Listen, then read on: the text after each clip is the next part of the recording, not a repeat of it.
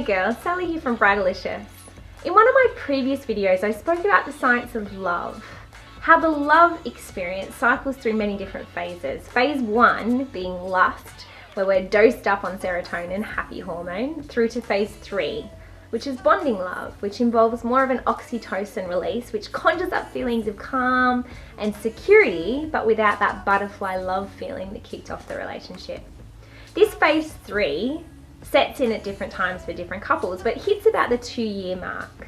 After that, love is said to be more of a verb rather than a feeling.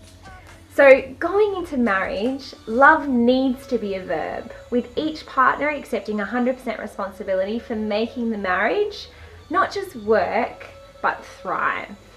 Throughout Bridalicious Bootcamp, you've hopefully picked up some marriage thriving tips to help you be an irresistible and loving wife long into your marriage.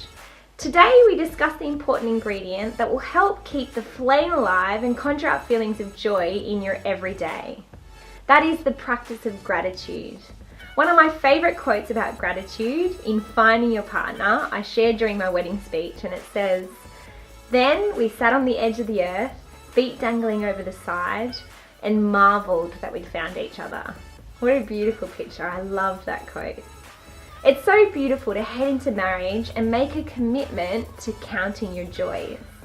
We all lead busy lives and often get caught up in the day-to-day challenges and negative thinking that can actually steal us of our joy. Awesome things are happening to you all the time, every day, even in between all the bad and stressful things, yet we often focus on the negative. Like often when explaining your day, when you come home, you tell your husband or your partner about how someone cut you off on traffic, how terrible your coffee was, or how payroll stuffed up your pay this week.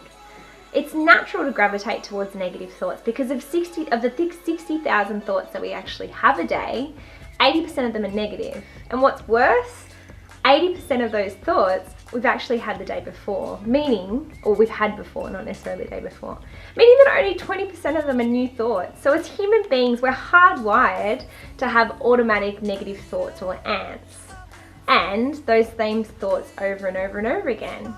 Yuck! It's almost like we need to rise above our natural makeup and go against the grain to amplify the good things in our life. In saying that, we're much more unpracticed at actually remembering those good things and savouring them. So how do we actually stop these ants from creeping in, and how do we count our joys? One strategy that's been found to help squash those ants is keeping a gratitude jar or a gratitude journal. So write down 3 awesome things that happen to you each day and place them in your jar or your journal. You might write down something as simple as getting the green lights when driving to work, or the lunch that you had, or that you came home and your husband had cooked you dinner. Be sure though to include loads of things about your husband that you're grateful for, as this will begin to cultivate appreciation in your relationship.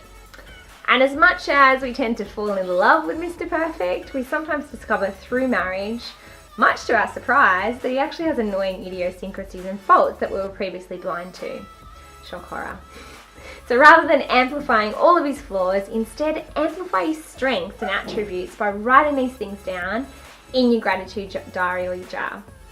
With practice, you'll get better at recognizing these good things about your husband and throughout your day, and squishing those annoying little ants.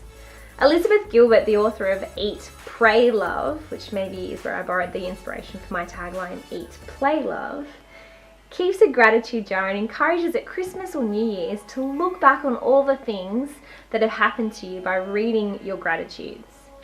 Give it a go, as I can assure you it will deliver up a truckload of warm and fuzzies.